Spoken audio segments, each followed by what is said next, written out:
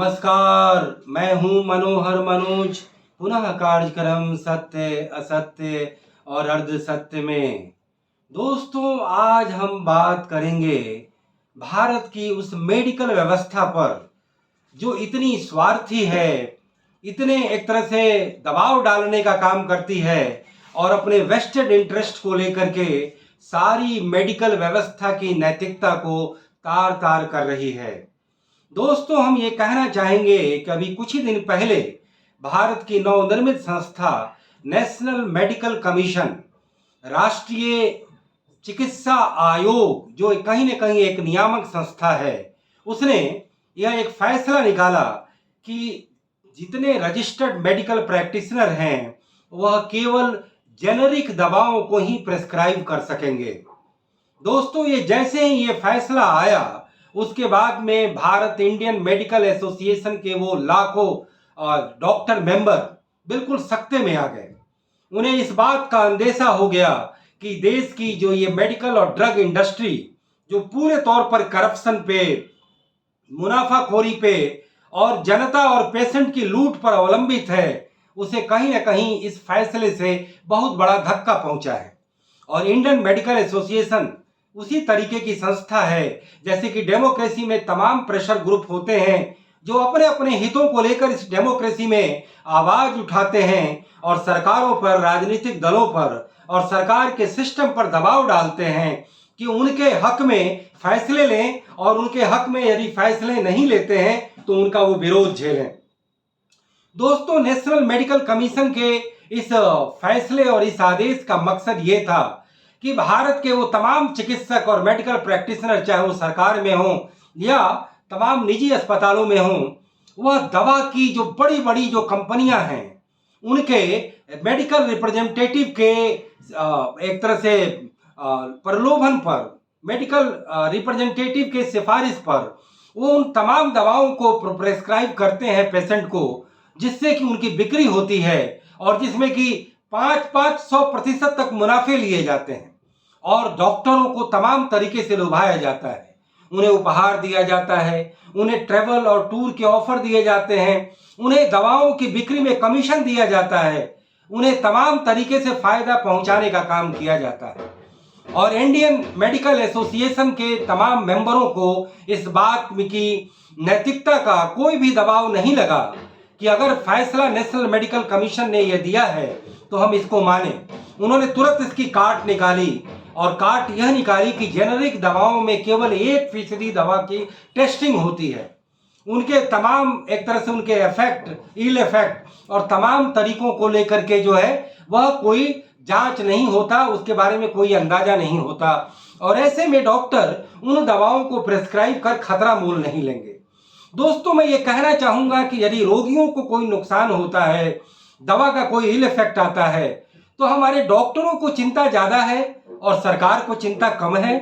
हमारे रोगियों को खुद की चिंता कम है और हमारे डॉक्टरों को चिंता ज़्यादा है। ये बात कुछ समझ में नहीं आती, ये बात गले के नीचे नहीं उतरती।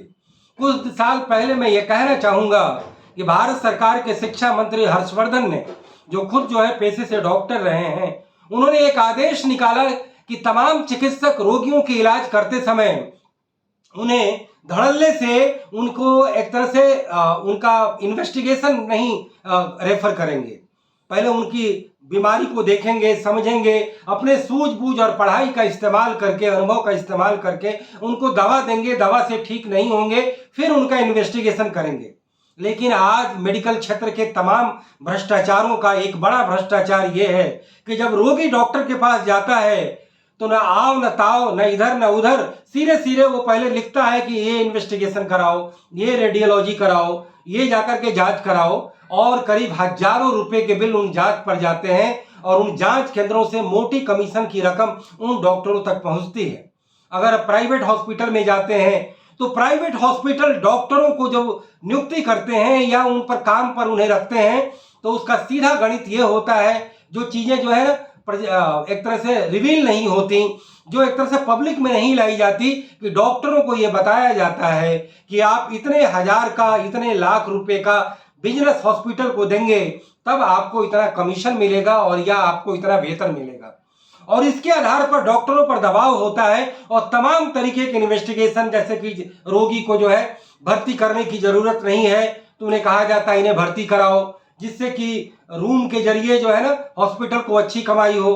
रेडियोलॉजी की जरूरत नहीं है तो रेडियोलॉजी कराया जाता, इन्वेस्टिगेशन की जरूरत नहीं है तो इन्वेस्टिगेशन कराया जाता, एमआरआई कराया जाता,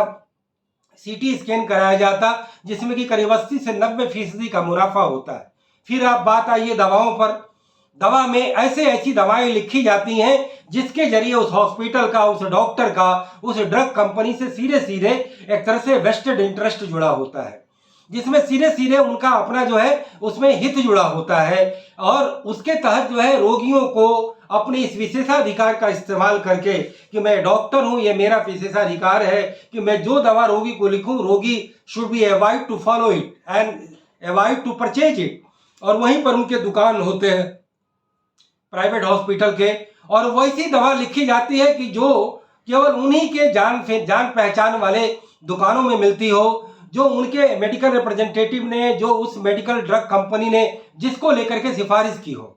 और इसी चीज को, इसी रैकेट को तोड़ने के लिए नेशनल मेडिकल कमीशन ने यह फरमान जारी किया। लेकिन देश का इंडियन मेडिकल एसोसिएशन जो है सख्ते में आ गया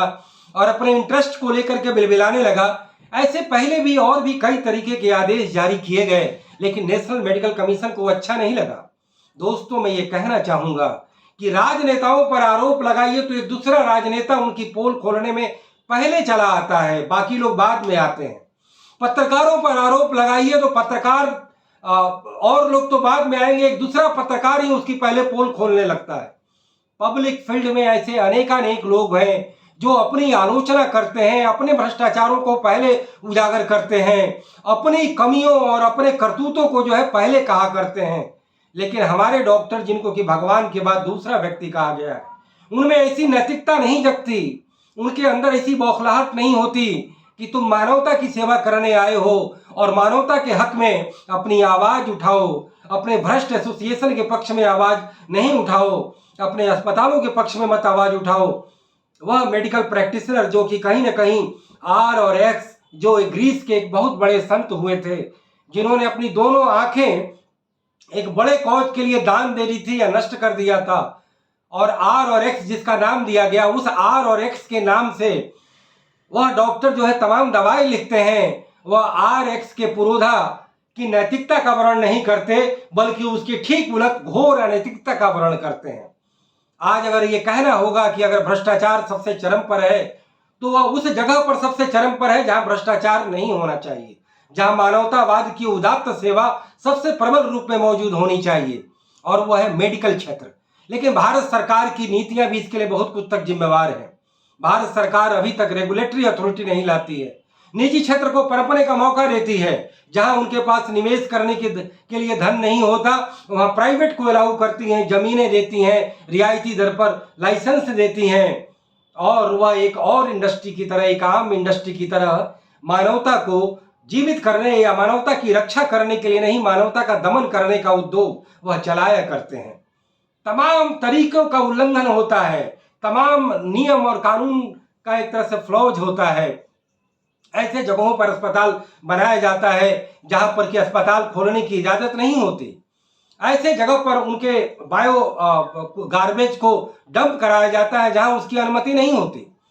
बिना जरूरत के जो है इन्वेस्टिगेशन लिखा जाता, बिना जरूरत के जो है ना वो तमाम तरीके से रोगी को जो है मार दिया जाता, उसके घर बिकवा दिए जाते, उसकी जमीन जायदाद बिकवा दिए जाते, उसे और आयु बढ़ने के बजाय आयुर्विज्ञान यह एक तरह से मौत का विज्ञान बन गया है। ऐसे में एनएमसी के फैसले को लेकर के आईएमए के दबाव में जो ये काम हुआ है, ये घोर निराशा पैदा करती है। हम ये कहना चाहेंगे कि भारत सरकार अपने सीजीएचएस योजना के तहत जिस तरीके से प्राइवेट अस्पतालों को ये बाध्य करती है कि वह एक रियायती दर पर ही शुल्क लेंगे, रियायती दर पर ही इन्वेस्टिगेशन करेंगे, रियायती दर पर ही तमाम सेवाओं के चार्ज लेंगे, क्या वह देश की तमाम जनता के लिए बाध्यकारी नहीं बनाया जा सकता? देश के तमाम कर्मचारी, जिसमें कि एमपी, एमएलए और तमाम सरकारी कर्मचारी आते हैं, उनसे ज्यादा जरूरतमंद लोग आम जनता है, जिन्हें स्वास्थ्य सुविधाओं की ज्यादा जरूरत है। लेकिन भारत सरकार दुनिया भर की बड़ी बड़ी बातें करती है, आयुष्मान योजना, तो अलग अलग हॉस्पिटल बनाने, तो फिटनेस सेंटर बनाने, योगा केंद्र बनाने, सब सारी चीजें हौच पौच और बेसिर पैर की बिना दिमाग की लाई गई योजना है। आप केवल एक लाइन में यह योजना ला देते कि प्राइवेट सेक्टर को भी अपने हॉस्पिटल के तमाम सेवाओं को भारत सरकार के नियामक प्राधिकरण के द्वारा तय की गई दरों को ही अपनाना होगा। देश के मेडिकल क्षेत्र में क्रांति आ जाती। आयुष्मान योजना तो बिल्कुल एक तीसरे लेवल की योजना है, जो एक इंश्योरेंस योजना है, जो बड़े ही असाध्य बीमारियों के लिए एक तरह से बीमा का कवच प्रदान करती है। दोस्तों, हम ये कहना चाहेंगे कि स्वास्थ्य बीमा